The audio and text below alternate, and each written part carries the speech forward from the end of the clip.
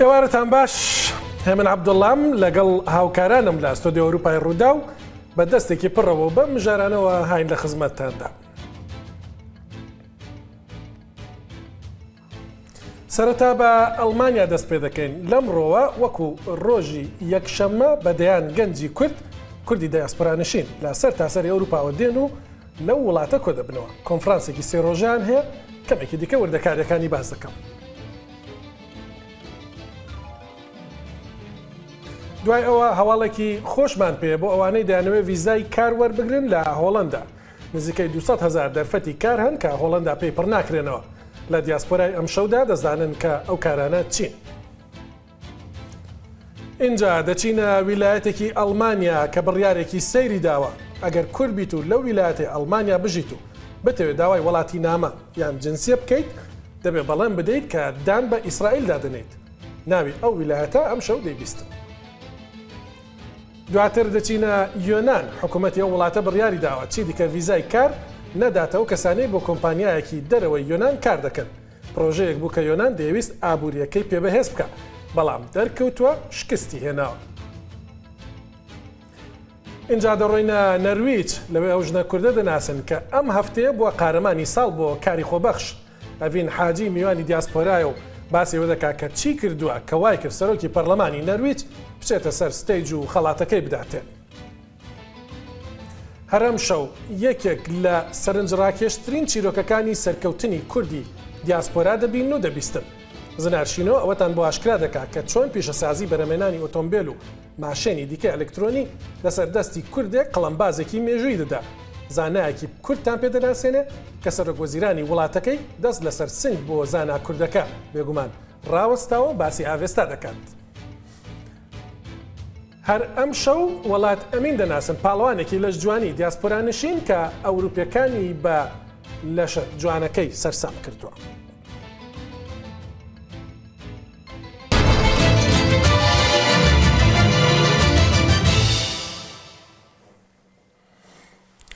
ئاوێستا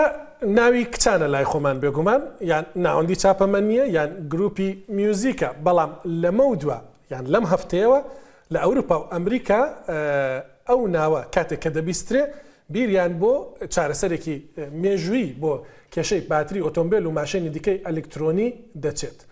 هۆیەکەش ئەوەیە کە پرۆفیسۆرێکی کوردستانی و بەلجیکی جۆرێکی باتری دۆزیوەتەوە کە زووتر بارگاوی دەکرێت و زۆرتریش خۆی ڕدەگرێت. ئەمەش کێشەیەکی گەورە بۆ ئایندەی پیشەسازی ئۆتۆمبیل سازی ئەلکترۆنی چارەسەر دەکات. ئەم هەفتەیە زنارشینۆ لە بەلجیکا بوو لەگەڵ زانا کوردەکە، هەروەها لەگەڵ سەرۆکوەزیرانی هەرێمی فلاندەرسی بەلجیکا باسی ئاوێستان کرد.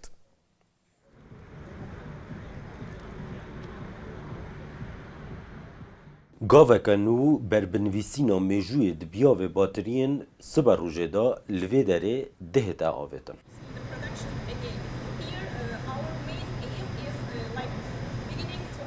Gigafactory navenda lêkolîn û vîsaserekî ya gropa kompanyayên avêsta bû berhemînana bateriyên hişik yan jî solid state li bajarokê Nînova yê herêma Flanders ya Belcîka dihête vekirin. Yan Jambon, serokvezîrê herêma Flanders ya Holandî ziman li Belcîka. Digel zanayê Kurd Belcîkî Profesör Diktor Nuşin Ömer evê navenda jinha ve li ser nexşeyê berhemînana bateriyên trombêlan jimareyeke diyar e vedikin. ABE ڕۆڵێکی گرنگ لەو بارەدا دەبینێت. ئەوەش گرنگە بۆ بەردەوامی لە پیشەسازی پاتری و گرنگیشە بۆ کەمکردنەوەی وزەی بە فیڕۆدراو. حکوومەتی فلاندەرز پێی وایە کە نوێکاری و داهێنان کاریگەرترین قەڵغانە دژ بە شۆکە ئابوووریەکان. باوەڕێک کە لە نەوەی سەرەتاییەوە تا پراکتیزە داهێنانەکان دەپارێزرێن. ئێمە لە ساڵانی هەشتاکان و نەوەدەکان لەگەڵ فلاندەرز تەکنەلۆجی ئینتەرناشناڵ کارمان لەسەر ئامێری نیمچەگەیەنەر کرد. لە ساڵی 2023 ئێمە دەبینە پێشەنگی پیشەسازی دروستکردنی پاتری. Serokvezîrê Flanders bi awayê xwe avêstaya zeredeştî û avêstaya Profesörê Kurd Belcîkî şirove dike. وەک ئێوە دەزانن کە ABE بەمانای ئاڤێستا پاتری ئەند ئینێرجی ئینجینیێرینگ دێت. هەروەها ئاڤێستا ناوێکی ئاینیە بۆ 6 بۆ 7 سەدە پێش زاین دەگەڕێتەوە. ئەوان باوەڕیان وا بوو کە جیهان لە شەڕێکی ئەبەدی نێوان ڕووناکی و تاریکی پێک دێت. لەوانەیە ئەوە ڕێکەوت بێت کە پاتریەکانی کۆمپانیای ئاڤێستا بە شێوەیەکی مێتافۆڕێکی هەمان کار بکەن و هەموو تارێکی لەنێو ببەن. بە هیوام کە ئاڤێستا لە فلاندەرز بەردەوام بێت لە ڕووناکیە پڕشنگدارەکەی بۆ ساڵانی داهاتوو. نوشین عمر 41 سالی پلیا پروفیسور به زانستین سیستم پاراستنا انرژیا دهتا چارچکرن بارگاویکرن دگل راگهاندنا چندین پروژه‌یان ل اروپا روی آخفتن خو لبالیوز امریکا دکه گذر رسمان دا آماده و د پلان نوین کنکریت ده هیا و برهنان دوین تکنولوژی نودا ل امریکا بکد. بە هیوان کە خواستەکانمان کشوەری ئەوروپا تێپەڕێنێت و مەبەستمانە کە ئامادەی جیهانیمان لە پیشەسازی پاتریدا هەبێت. هەروەها ئێمە بە شێوەیەکی چالاکانە لە بازاڕەکانی ویلایەتە یەکگرتووەکانی ئەمریکادا بە دوای هەلدا دەگەڕین. استراتیژیەکەمان لە نێوەڕاستی ساڵی 2024دا ئاشکرا دەکەین کە تێیدا چەندین شوێنمان لە ئەمریکا دیاری کردووە بۆ ئەوەی کاری تێدا بکەین. هەروەها ئێمە سوپاسی پشتیوانی بەردەوامەکانی باڵیۆزی ئەمریکا لە بڕۆکسل و ئیدارەی سەرۆک بایدن دەکەین کە ژینگەیەکی گونجاو بۆ AB لە ئەمریکادا دروست کردووە. لعوی نوانده 6 کارمندین بسپور و شارزا کار دکن. کومک جوان هلگرین باورنامه دکترای نه ده اندازیاریا جمسران الکترودزده. اف سنتر نوی وینا که سنترا ایبی شرکت ایبی اوستا باتری انجینیرینگ الباجار نینو بلژیکا یک سنتر ماسترین اروپا نا جبو چیکرنا و دیولپمنت یا بطاریه سولی ستیت تایبەتی ji bo tirimbêlê elektrîk û ji bo tişnedî meyzeta vê batariyê çi ye û batarî êno sara wê kêmtir e û dikarê wê nake kar bênê jî ji bo mesafetine gelektir dirêj û ya emanê jî gelekî bilindtir e ji batariyê lîtyum ji bo wilo jî giringbûna vê projektê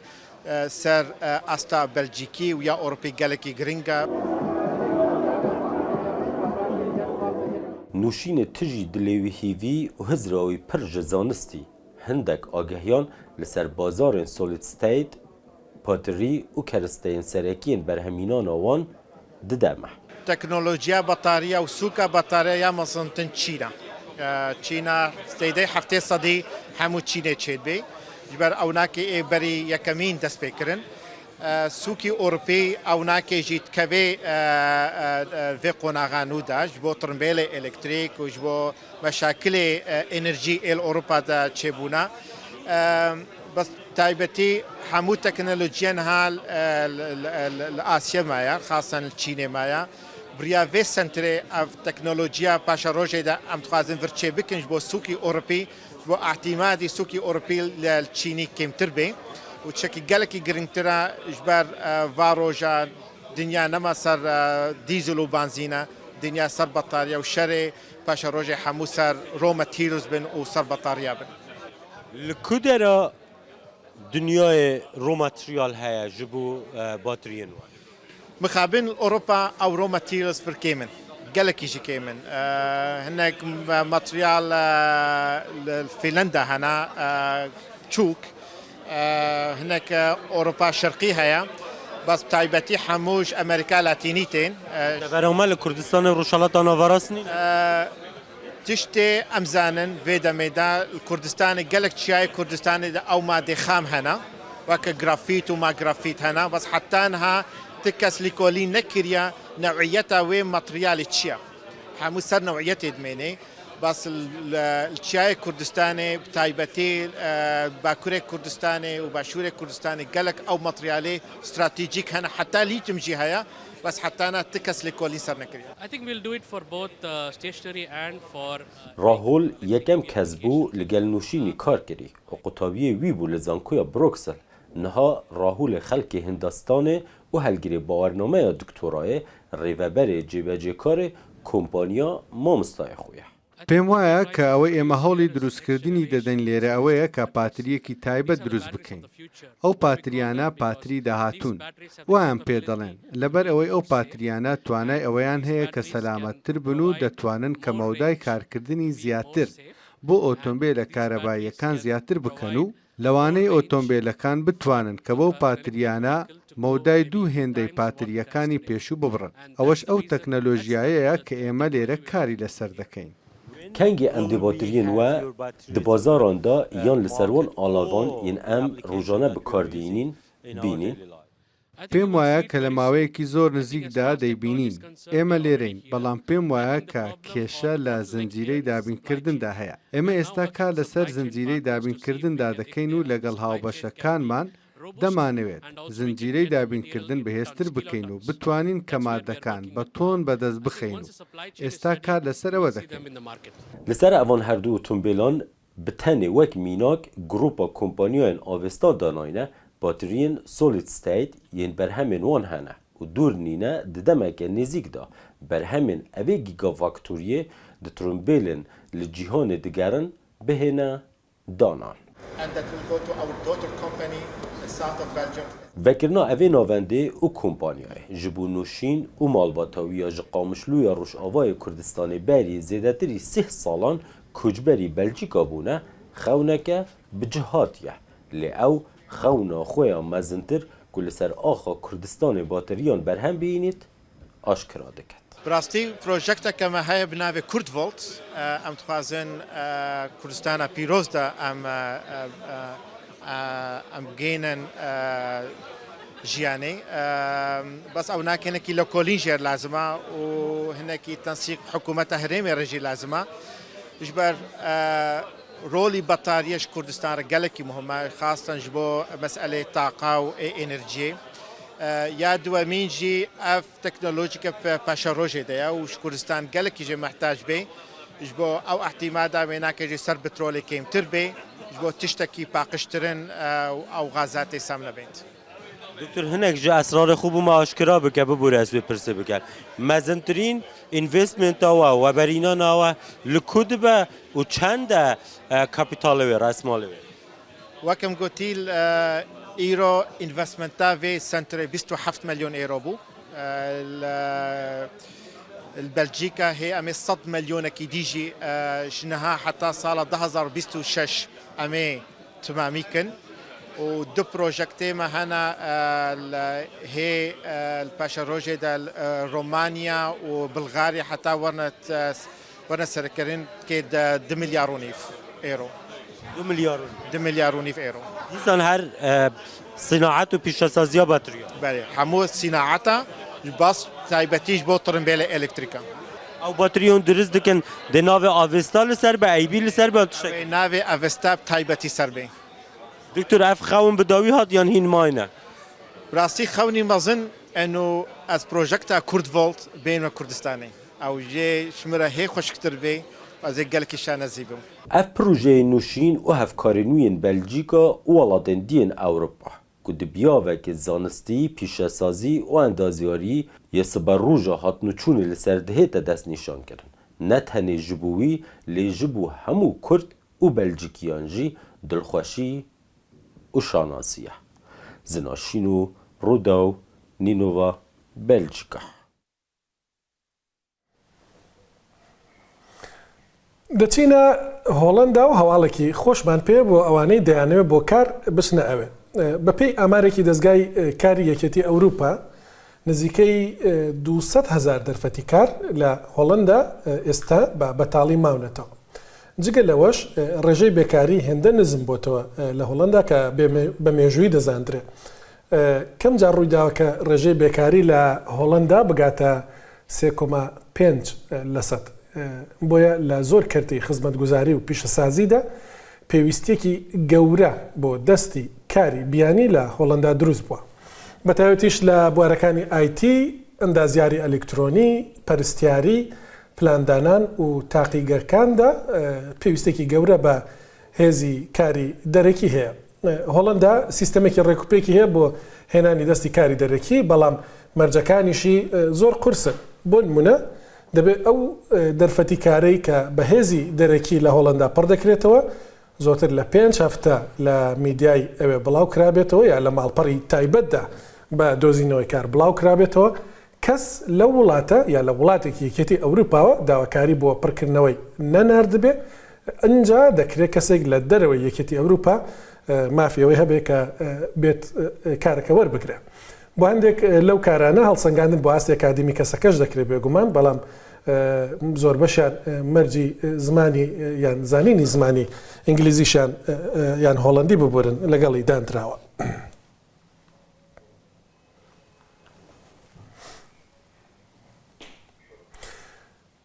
ئەگەر لە ویلایەتی زاکسن ئانهاڵتی ئەڵمانیا دەژیت و بە تەمای داوای وڵاتی نامە بکەیت یا مافی مانەوەتی ئێستا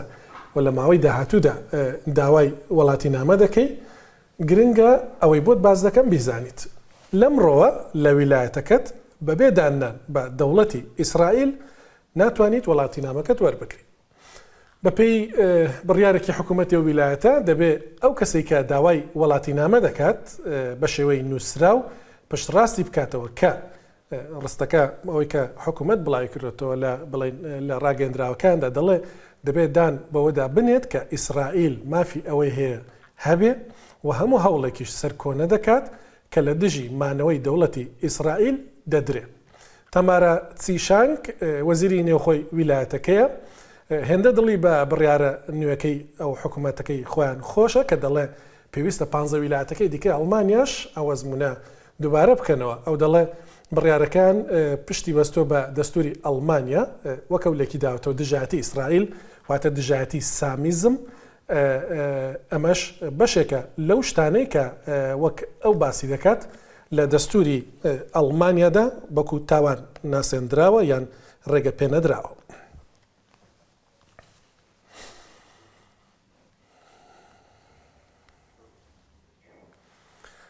یۆنان پرۆگرامێکی بەدەستێنانی ویزای کار کۆتایی پێدەهێنە بەپێی پرۆگرامەکە خەڵک دەیانتوانی لە دەرەوە یەکێتی ئەوروپا بچن لە یۆنان بژین و لە ڕێگای دوورەوە کار بۆ کۆمپانیایەک لە وڵاتەکەی خۆیان بکەن تەنیا مەرجێک بۆ مانەوە بۆ وەرگرتنی ئەو جۆرە ویزای کار لە یۆنان یا مافی مانەوەی کار ئەوە بوو کە کەسەکە دەبواە مانگانەی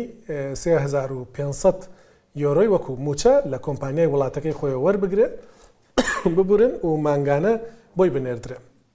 لە سەرەتای مانگی داهاتووە بێگومان پرۆگرامەکە ڕادەوەستێ واتە سەرەتای مانگی یەک ئامانجی پرۆگرامەکە ئەوە بوو کە بە پێدانی ئەو ویزای کار و مانەوەیە ئەگەر بە 100,000 کەس بدرێت لە ماوەی 6 مانگدا نزیکەی 2 ملیارد یۆرۆ دراو بێتە لە دەرەوە بێتە نێو یۆنان. دواتر دەرکەوت پرۆگرامەکە خواستێکی وای لەسەر نییە زۆرتر ڕووسەکان هەوڵیان داوە سوودی لێوەر بگرن. بێگومان پێناچێت کورد بەم پرۆگرامایان زانی بێ و تازەش درەنگە بۆی سوودی لێ ببینن. بەڵام لە وڵاتی دیکەی وەکو ڕۆمانیا، قۆبرس، هەنگاریا، ماڵتا و تەنانەت هەندێک شوێنی دیاریکراو ناوچەی دیاریکراو لە نەرویج و لە هۆڵەنداش پرۆگرامی نزیک لەوە هەن.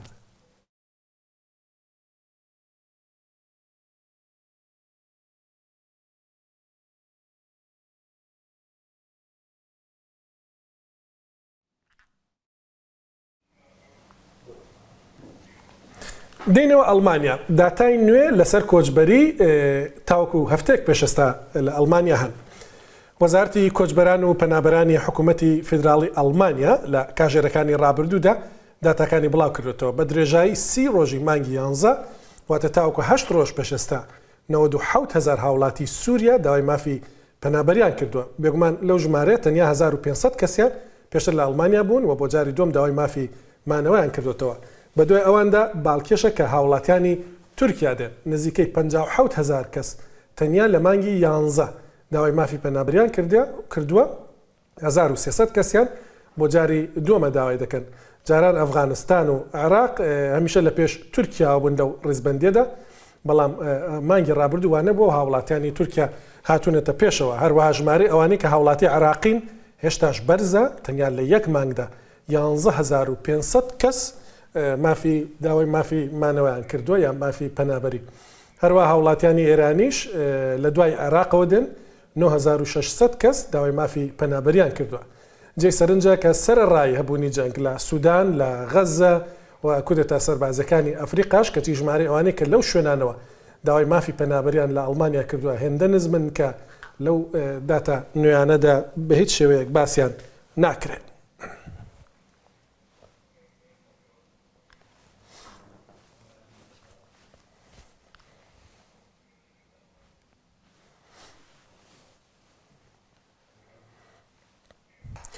ئەم هەفتەیەکی خۆش بوو بۆ کوردی دیاسپۆرانیشتنی نەروێج چونکە خەڵاتی قارەمانی ساڵ بۆ کاری خۆبەخش درایە خانمێکی سەرکەوتووی کورد ئەڤین حاجی ڕۆژی سێشەمەی ئەم هەفتەیە لە مەراسیمێکی فراواندا کە سەرۆکی پەرلەمانی نەرویجیش تێدا بەشدار بوو خەڵاتەکەی وەرگرت. دیمەنەکانی وەرگرتنی خەڵاتەکە ئەڤینێکی دڵخۆش و سەربڵند پیشان دەدەن کە لەسەر ستیج سەرۆکی پەرلەمانی نەروێج لە تەنیشی ڕاوەستاوە ئەڤین چەپکە گوڵێکی وەرگرتووە. ئەڤین حاجی ئێستا لە نەرویجەوە لەگەڵمە. ئەڤین خانم پیرۆزە و خەڵاتە کوتەوەرگرتیە نویسینە ئانجی دڕاگەهاندنە ئەو لیژنەیە خەڵاتدایەتە مدیت نویساندنە دەبێژن ئەڤین ینی ئەڤین دگوت ئانجی دەخواست گۆڕانکاریەکی مەزن بکات گواردنێکی بکات. تو چێ بێژێمە تا چ گواردنکردن و بووە شانی vê خەڵاتێ؟ gelek spas bira bo vê derfetê gorankariya mikirî rastî hizrek bû çêbûbû ku ez wekî pirekê navgelek dewleta çêkim û taybet harîkariya jinka bikim û ev tiştî hene nûk hep 12 dewleta pêk hatiye yanî jinkê 12 dewleta em pêk veşûlitkin em wekî kûşa biwa danin û em semînara biwa çêdikin û yanî harîkariyek tu xwazanî ege wextê mirî bête dewleteka wekî Ewropa انتگراسیون و تکلی گلک مهمه که چه ببینن دا تو بشه جیانه که خوشت دولت اروپی دا بکی و گلک واژنکا جی راستی افشیانه نبوده هنده کشوانه و چند سالت مال دانه در نکتینه و ما یتنجی هنده کشوانه دکتورن ما دکتوره که دانه های ما دکتوره که جنکای های یعنی همی جوره جنکای گلمه های و گلک کشوانه جی جنکی بتنه و افتشته هنه جی هیوا سی وره ما دست بگیری بس براستی ما گلک امزیکا پیش و چون اف خلاته جی هنده بو. بله هیواسی ها و دست بکرد بله از بیشم بری هیواسی ها جی تکاری خو بخشید کرنه اوانه کارا یکمینه نه پروژه یکمینه. نه والله ما بری هنگه ما گروپه که کردی هبو خو بخشانه ما بری شولت کرد. او جی گروپه که جنکت کردابون تایبت جنکت کرد بون ما سمینار بوجد کرد مگل هاریکاریا وانا جید کرد از او فکرام من دهب و مدوی از براسی هاریکاریا همی جنکا بکم چونکه دولت که وکی نرویج ام همی هوجای ایکودونه اونو که کردن عربن سومالینه البانینه پاکستانیانه 12 دولت انگلی کدو. بله اوین خانم از بیشم گرنگه او بینرن میل کردستان جی بزانن چما کۆمەلگەهێن وەکی کۆمەلگەها نەروێجی کاری خۆبەخش وەسا گرنگە بۆچی وەسا ڕێز لێ دێتە گرتن زانی وقتی مرۆڤ کاری تۆزانێ وقتی مرۆڤ ئەوڕۆپا دکردن geleka مهمە چونکە خۆبەخشانە تو چی هاریکاریە geleka دکیم و نەرویج بخۆ دبێژێتن ئەگە ئەف کاری خۆبەخشانە نەبێت نەرویج نەشێت سەپێ خۆ ڕاوستن و vêrê jî yanî gelek rêxrawê tayîn tijî rêxrawê yanî yet xêrxwaziyê tayîn yê xۆbەxşê tayîn ام همیجی نوکه از یعنی گل چهار خراوید وره از شولت که هر ید و منطقه ما یعنی گرینگه گرینگه و از هیوی دارم کردستانی جی بچک چشت توزانه دست به بکن براستی خو بخشانه مروف هاریکاری به چشت که گله که خوشه راسته تقول منطقه ما هون نل أوسلو نل باجارة كدينة لنرويجي أو كسر كود قالت كارد كان انترناشنال هم يدفرها وانا أنجي درفي دفرجي تدنا يل دفر أمانة فيري أم بجنا إندر أسفل فيري وكي منطقة كاب سيشار باجارة جريدايفة يعني دورو بريت ما وأم بس شو اللي قالوانات كن بله تو جبلی کار خوبخشی تو کاری که دیجیت کی نه لنرویجه؟ بخدا نوکه جبر کار من بچه مشکل یا صحت یا هاي بچه من مشکل دنگی هاي جبری هنگی من فایده لیدای شول کریم و مدکانه خوشی هبو بس وقتی بچه بداخواه بچه که صحت یا باش نبو بچه جبر هندیجی از یال ماله و مدوی پراسی گله هاری کاری بکم گله نخوش امروز مال رینت خاره ڕاستە انشاءله سەلامەت دەبی لەسەر ستەیجی ئەم تەدبینین سەرۆکی پارلەمەنتۆیە یا نەرویجێ وەکی دەبێژن کێ لە کاتەیە گەرام پکرمانجی بێژن بەهدینیا من نەگەلک باشە ببوورە بەس گولەک دەستێتە دەیە و دبینم تو گەلێکی دڵخۆشی دوێ دەمێدا تو ینی فکراتە هەزراتە لەسەر چ بوو تو لەسەر چ دەفکری کە وەساتکەنی فۆتۆیەدا تزنی مشغولکی گلک یعنی ما تعبا بری ما زحمتا بری حتی هم گشنوی آسته هنه و باور بکی از خوب دل خوشم کو وکی رخرا و ما یا جنکا هن پیش بکوتن کو هم سرانسر همین نرویجه ببنا ای کمین کو هم خلاتی والگرن راستی گل جه دل خوشیه بو و گلک انسانت یعنی یه پرلمانتار لویره بون او جی گل خوش بو که از بشم سلاف موانا ای کش با ناجی رئیس پرلمان بو چون روزا بر هنگی از گلوی آخوم سر سکایپ هم گلی کدو آخفتن هم سه کاندید بون اش هر سه کا ایک دا بتاوه پراسی گله که روزا که خوش بو گله که خوش بو ڕاست ڕۆژنتە هەرگاف خۆش بن خانم ئەڤن حاجی قارەمانی ساڵ بۆ کاری خۆبەخش لە نەرویجەوە لەگەڵم بۆ زۆ سپاسی دەکەم ناوبڕێک وەردەگرم پاش ناوبڕ سەرنجتان بۆ کۆنفرانسێک ڕادەکێشم کە لە ئەڵمانیا هەیە ئەمڕۆ دەستی پێکردە تاوەکو یەکشەمە بەردەوام دەبێ و تێیدا گەنجانی دیاسپۆرانشین باسی توانەکانیان دەکەن باسی ئایندەی خۆیان دەکەن ڕێخەری کۆنفرانسەکە میوانم دەبێت دوای ئەوەش گەنجێکی کورد دەناسن کە لێرە لە ئەڵمانیا بە لەش جوانی وەکو دەڵە دەیەوێت سەری میلەتی خۆی بەرزکاتەوە.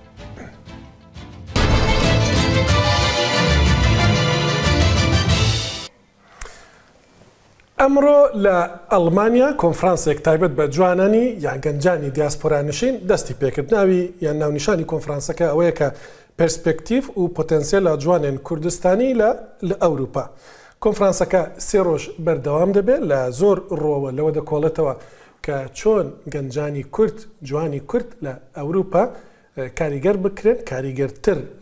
کار بکەن بۆ کوردستانەکەی خۆیان و پۆتەنسیێلەکەیان چییە چ شتێکیان تێدا کە دەکرێت بۆ خزمەتی کوردستان و دۆزی کوردستان سوودیان لێ ببیندرێ. خانم فایزە یونس لەگەڵمە سەرۆکی جواتی هەماهەنگیە بۆ کوردی دیاسپۆرا کە ڕێکخەری کۆنفرانسەکەشە. خانم فایزە چماوە ئەڵمانیا هەڵبژار بەوێ کۆنفرانسێ گرنگیە ئەڵمانیا بۆ چێکردنا کۆنفرانسەکە وەسا بۆ سێ ڕۆژات چییە؟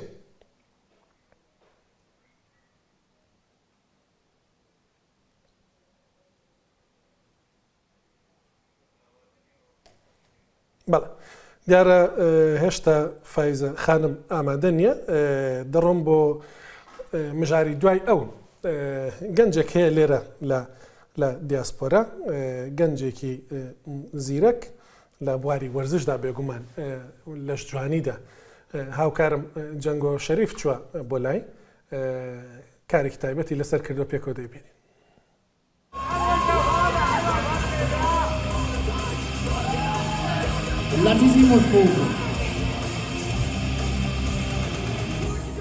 نبیم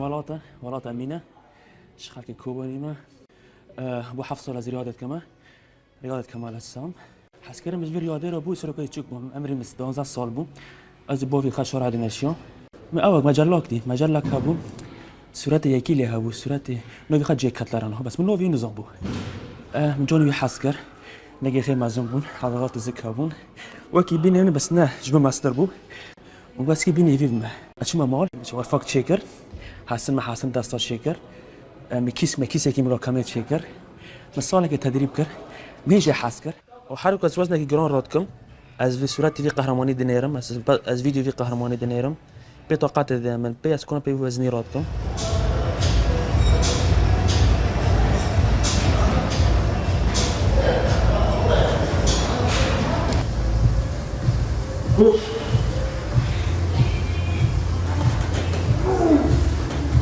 هفته برین وزن دوست بو بس هيرو جوني مني خوشه هيرو من مرحلتي آخریه اما هيرو بدسدو دهاك له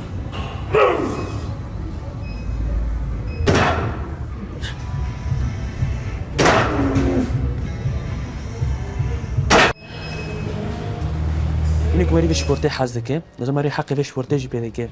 لازم تدریب سینه باش به بس خارج لازم سدی صد باش به لازم مری بهش خطرا دروجه دا بخوه حتی وزنه که نگله کی گران وزنه که تکانی باش راکی تکانی گله کی باستحکام بکی تمام کو وزنه کی سفک راکی ناتشتك عضلة مازن نوبة وعضلة هوني مازن به بتجرك قال لك الضغط اللي بكي والسديس سات لازم التمرين باش به لما السريتا ميجيتا ندير عضلات به ورقاه قال لك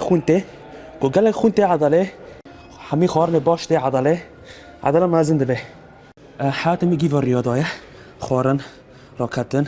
مصرف از كما خار ورجبو في الرياضة تمام زي حزدك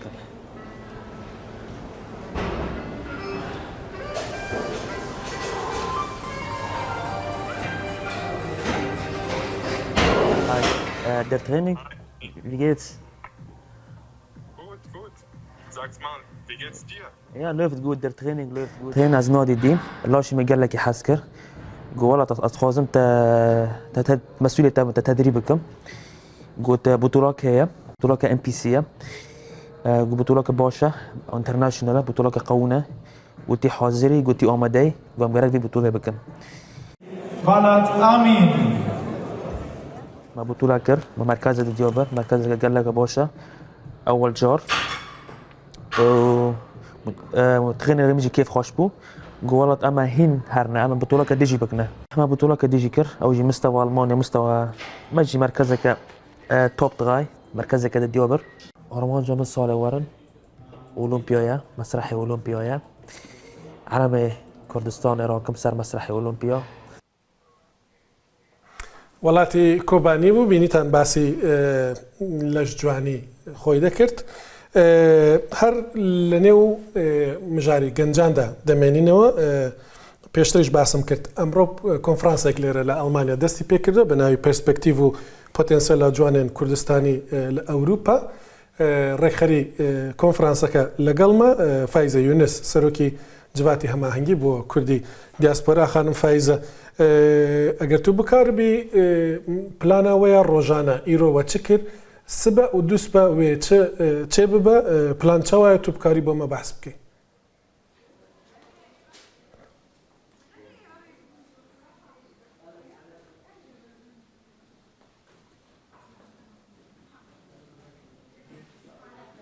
بله ایوار باش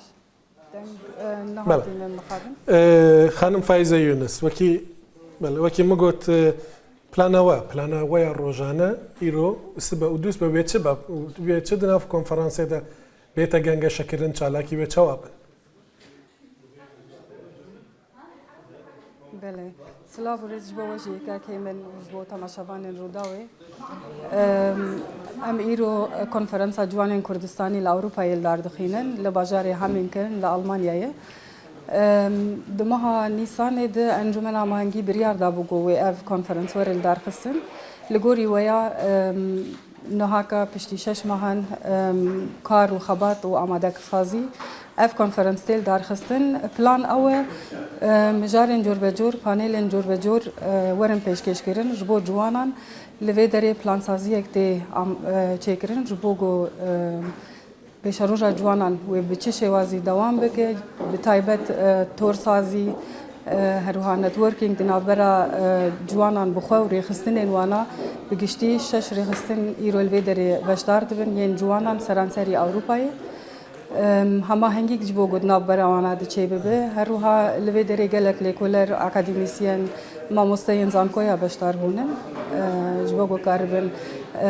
همه هنگی و تورسازی دنابرا وانا و جوان و خواندکاران جی دچه ببه بله بله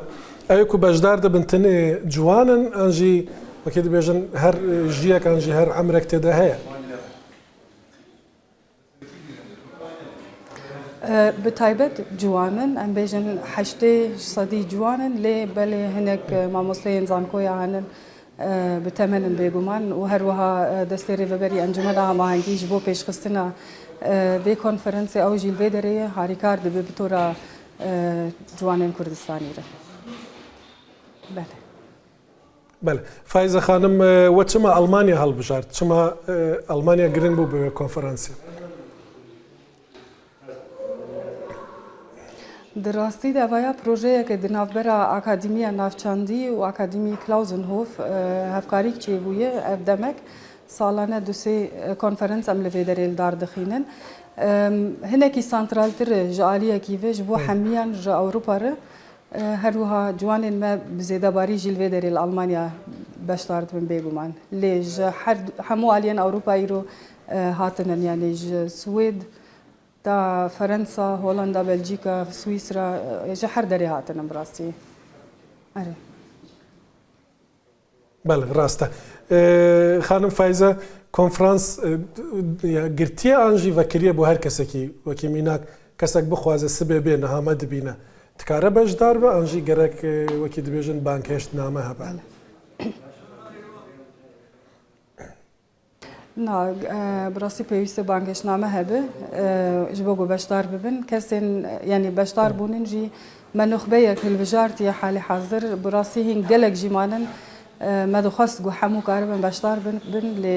derfetê me nînin divê demê de înşallah ji bo salek din ji xwe armanc ew e jî ku ev konferansa hanê salane were li darixistin û her sal wê mijarên corbecor jê bê pêşkêşkirin her wiha du network çê dibin li vê derê yanî wê grupên me çê bibin êgo xebatna pêş dixînin û ew xebatê xwe di konferansa bê jî di wê pêşkêş bikin. بله بۆ gelek kesa dibe ku navê saziya west civata hemahengî ji bo Kurdên diaspora naveke nû be tu dikarî hinekî behsî civata hemahengî bikey çi ye saziya we بله بله انجمن هماهنگی بخوا به آلمانی ناوی وینا کنفدراسیون د کوردین اروپا یعنی کنفدراسیون کوردین اروپایی سازیه که گل اروپایی 5 فدراسیون خو هنن هر وها 84 دزگه ته جی دگرن دراستی د نتنی دزگه او 84 دزگه نتنی الاوروپانن اللي بل السرانسري جهاني بشتار دبن يعني كندا واستراليا وروجلاتا نافين وواندراجي بشتار دبن انجمنا هماهنگی وقت ما قلت 5 فدراسيون اوروبایی ته جی دگرن دزگه سیویل دخبته جبو پیشخستنا دوزا کردستانی لاوروپایی بگشتی ام بیجن به هر جوری خو جهلا زمان و جهلا مجارên استراتیجیک ji bo Kurd û Kurdistan ji her hêlê ve. Bele. Bele, gelek spas xanim Faize Yunus serokê encumena hemahengî bo Kurdên diaspora min nivîsand bû civata hemahengî lê encûmen wekî dibêjin xweştir jî de we konferansekê wekî min behs kir îro sibe û du sibe bo ciwanên Kurdistanê bele perspektîv û potensiyela ciwanên Kurdistanî li Ewropa gelek spas ema diaspora em hefteye bû rexnetan heye pêşniyastanê her ştektan heye helî germî diaspora bedaxewa be peleyek dibînim li ser şaşeya rûdawekî naxweş li soran rûy dawe belam eger li portal li sosyal medyayê rûdaw temaşayî bikin helî germî diaspora heye 2049 173 66 66 046 به همو شێوەیەک بە تەلەگرام بە واتساپ بە ڤایبەر بە ڕاستەوخۆ دەتوانن پەیوەندی بکەن پێشنیارتان هەیە ڕەخنەتان هەیە هەر شتێکتان هەیە بۆمانی بنێرن یا پێتان وایە کەسێک دەبێ بێ لەسەر ئەم مێزە دانیشە ئێمە دەبێ بڕێن لەسەر مێزی کەسێک دابنیشین کە کوردێکی سەرکەوتویە لە دیاسپۆرا یا کێشەیەکی هەیە لە دیاسپۆرا یا مژارێکی گرنگە بۆ کوردی دیاسپۆرا کە بیزانن پەیوەندیمان پێ بکەن تا هەفتەی داهاتوو بێ بەڵابن.